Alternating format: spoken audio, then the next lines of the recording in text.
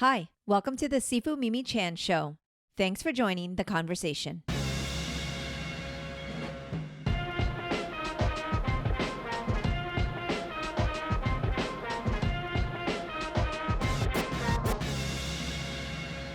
Hello, Stan. Hello. Oh my goodness, I'm so excited to have you here in person. In person. For a change. Yes.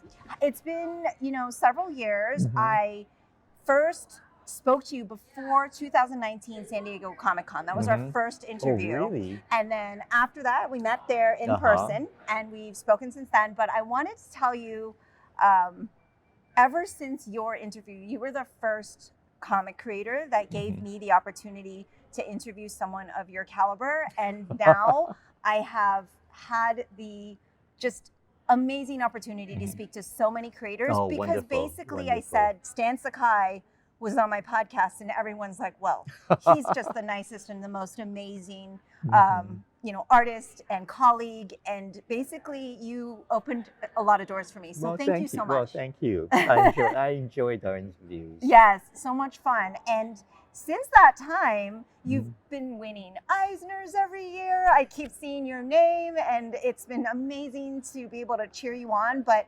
also the Netflix show dropped, and we got to see Usagi, in animation form. Yeah, kind of. It's Samurai Rabbit. Rabbit, yes. Yeah, focused on the descendant of the original Usagi Yojimbo.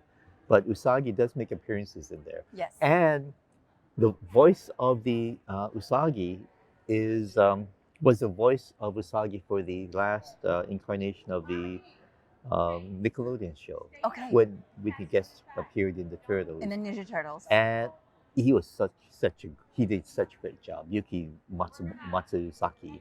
And he's Japanese native. He lives in Japan, but he did the voices of Usagi for the Netflix series as well. Yeah. And he was perfect. Wonderful. And so you were really happy with how the show has turned out?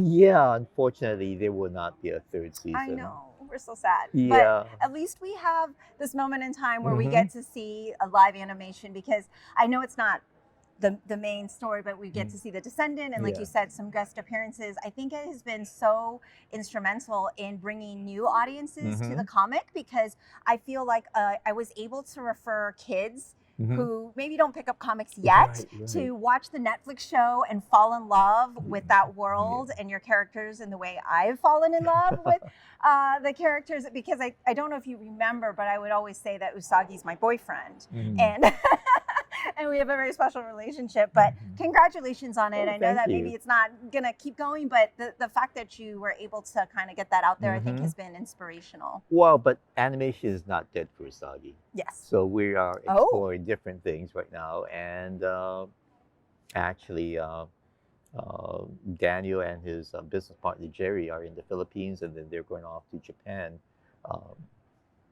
Well, they're in the Philippines right now. Okay. But, yeah. All right. And so they've got more some in the meetings. works. Well, nothing concrete or anything, but there's always stuff that's developing, especially since next year is Usagi's 40th anniversary. I'm aware. I'm aware because the first time we spoke, it was the 35th. So we're coming on that anniversary. Yes. And so because of the 40th, do you have special arcs that you've saved up? Or because the first time we spoke, you said, I have so many stories for Usagi. It's endless. Yeah.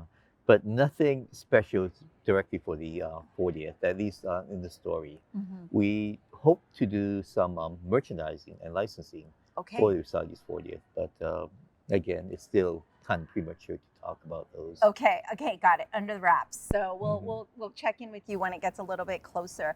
In terms of Usagi origin, so we've always spoken in the past, in the last couple of interviews, and you said, you just had a love for the samurai stories and the culture. I'm actually going to be going to Kyoto in another month. So I was thinking about walking through the streets of that Edo period and just kind of absorbing the culture. And I know we've spoken about it before, and you've probably spoken about it at length, but that kind of birth of Usagi, now that we're about to celebrate the 40th anniversary, what would you tell yourself 40 years ago when that Stan Sakai that was starting out Usagi? What advice would you be giving Stan back then and saying, hey, you know what, this is going to be a challenge, do it this way instead? Actually, You're like, I've been so fortunate. I don't think I change anything. I mean, that's there awesome. has been ups and downs, of course, Yes. but I don't think I'd really change anything. I don't think you should either. Yeah. I think it's actually been perfection. Mm-hmm. I think starting off in the black and white, and we talked about why you made those choices and why that was important. And if you don't know, watch the first episode. I'm not going to make him repeat himself, but I think it was really amazing for this next generation now to be able to see it come to life in color and then come to life on screen. So you actually, really we're going back and recoloring the original black and white issues too. Yes, so. I am aware. Yeah. I am aware. It's great because we get to explore the stories all over again. And do you feel the difference between black and white and color adds a different element of storytelling? It really does. And I was amazed how much the color adds to it. Yeah. And you know, I'm really happy that we are doing that. Yes. And the Space Usagi stories are also being colored on. Emmy's coloring those. Okay. And she does all my covers as well. Yeah. But Hi-Fi is continuing on with the regular Usagi series, doing coloring. But you said you're going to Kyoto? I am. I was born in Kyoto. I know that. Yeah. That's why I brought it up. So tell me, what are the highlights? What should I be doing? Oh, I don't have much Mizudera time. is a great temple. It's beautiful, and I had told my mom, oh yeah, when I was there with the Osamu Tezuka studios, they took me to Mizudera, and I told my mom about it. And she's, oh, you're just born around the corner from there. Really? Yeah. So I didn't know that. Wow, Yeah. wow. And so I'm fortunate because I understand also during the fall, the leaves are beautiful. I have never been to Japan in the fall. I would love to. You should come. I would actually. We actually may. Really? In November. Right. I don't know yet. Interview from nothing, Japan.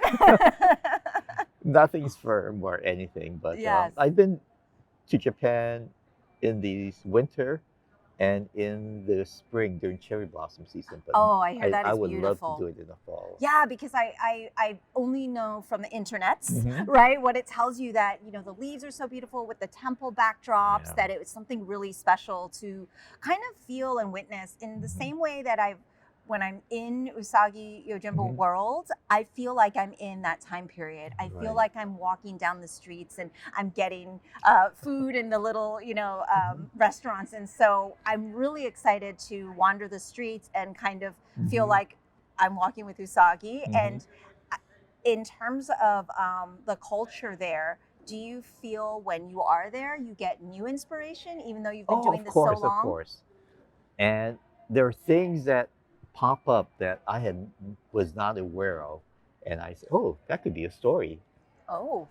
It's, for instance, when we were there in Kyoto the last time, we were introduced to a traditional mirror maker, and he's the last of his generation, and he's I think he's called a cultural asset. Okay. And like I said, he's the last of the mirror makers, and after him, the tradition dies.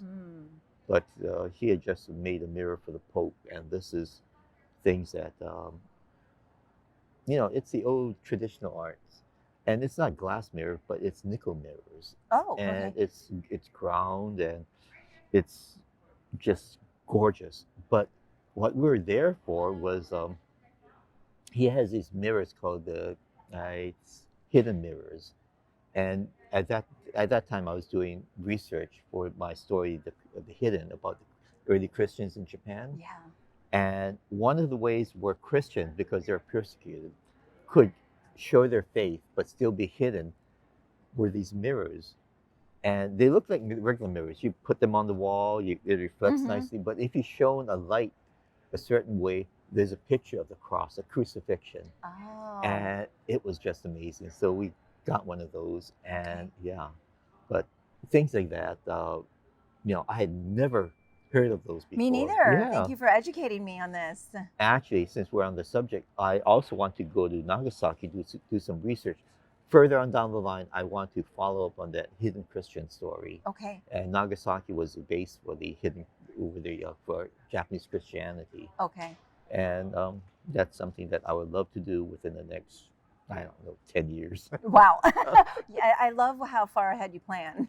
Yeah, actually, we've gotten leads from people that would show us around to the various caves and museums and artifacts of the time. So, I find it amazing that even in this day and age, mhm, you can go to a country like Japan mhm. or some of these other places and still discover new things. Isn't it Exactly, fascinating yeah. and Oh, just to inspiring? experience the environment Yeah. there. Like I said, we were there during cherry blossom season, Yes.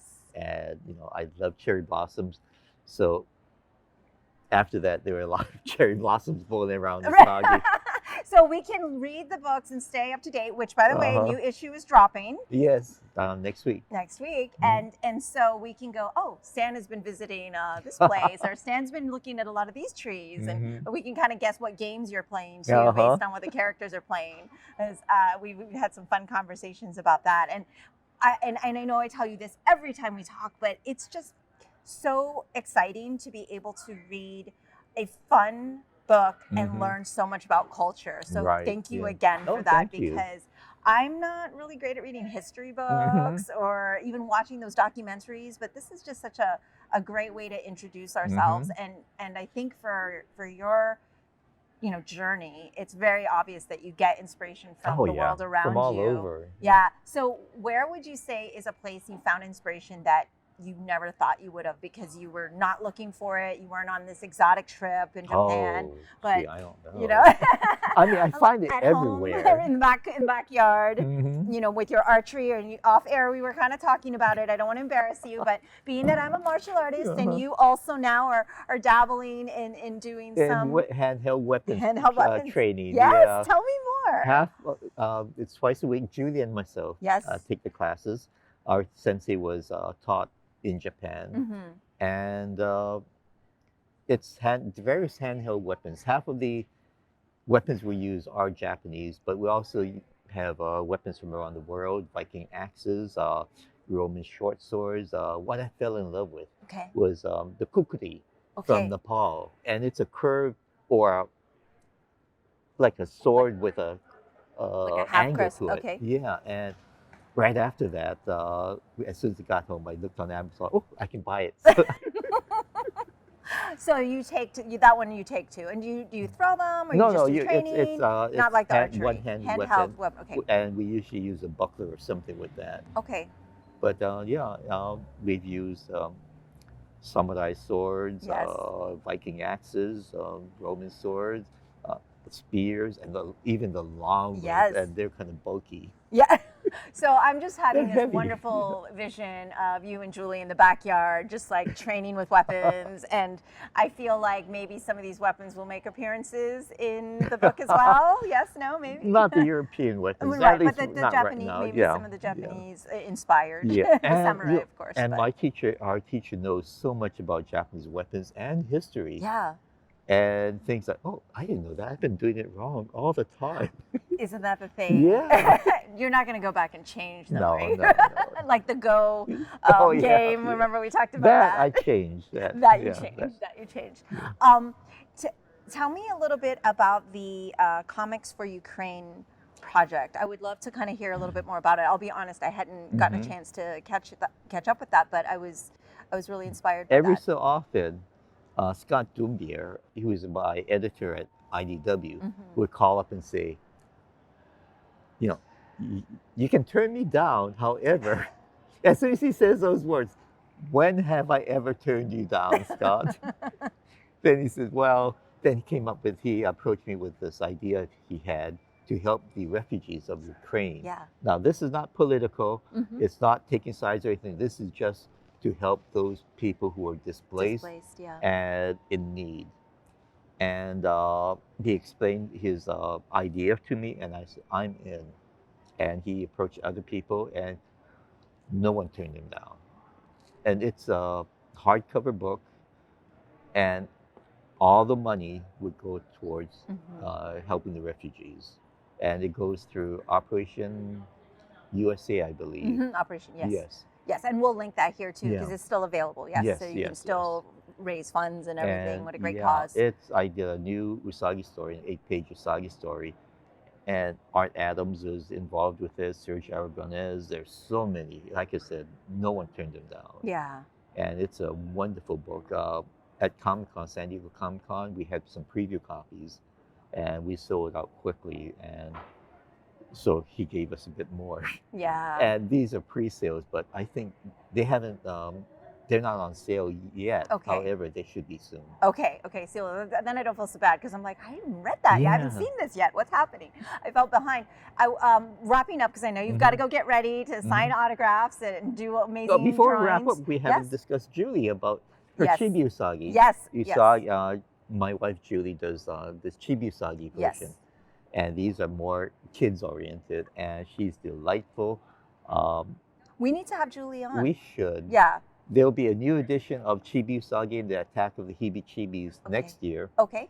and they'll with additional material. And we're looking forward to that. And we're kind of working on a new Chibi Usagi story. Okay. It's just that we're so busy that it's just that we live together, but we just don't have the time to just sit down and to write out the story. or Right. Well, anything. you got to practice all your weapons. So, Yeah. you know. Well, also to have a unique way of working, where Yeah. we would work on the story together, Okay. and I would rough it out. Mhm. I would do the breakdowns, I would rough it out, and she'd erase everything and draw it her way. Even the lettering, we'd do the dialogue together, and I'd write it down. Oh, wait, this is where it goes. This is, and then she'd erase it. I love this and process. then she'd just write it. So there's a lot back and forth. But Exactly. it works though. and It's so Emmy- cute. They're Emmy like does the they're coloring, really yeah. cute. Yeah, they're Make really delightful. great plushies They- and really great. It just if you want really great plushies in your life, the Chibi The series. Chibi is, Usagi. Yes. We just came out with a new one. We have the Chibi Usagi plush. Oh, we man. just came out with a Chibi Spot plush. Okay, I may have to just go to the table and buy everything we again, have a like I did in couple San here. Diego.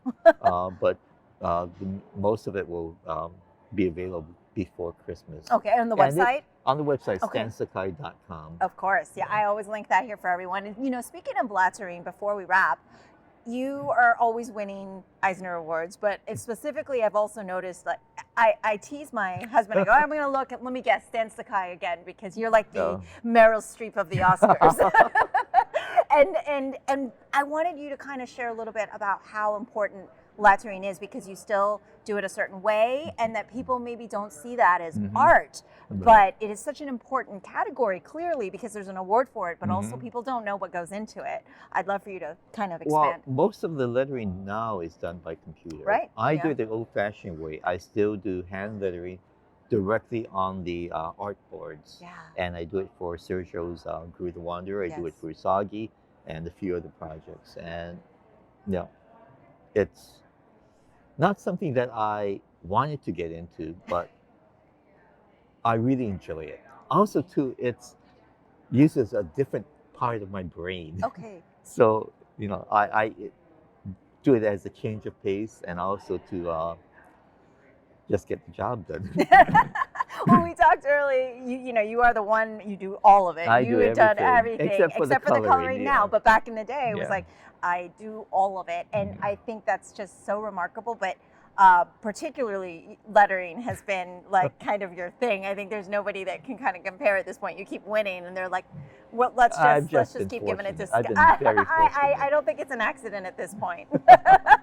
There's no accidents when you win several years in a row, but I just found that kind of fascinating Mhm. because, like you said, it's so easy to pick a font, Yeah. do everything on the computer now, but you Mhm. still have that process. Is one more challenging for you than the other? Because you told me I can do Usagi upside down with my eyes closed, with my right hand, with my left hand. So do you find anything, or, because you said it's a different side of the brain, Yeah. but is one more challenging, or it's just like you said, a different Well, exercise? lettering is much more technical. Okay. And I think that's it, because with Usagi, what I'm drawing, it's very natural, it's very organic.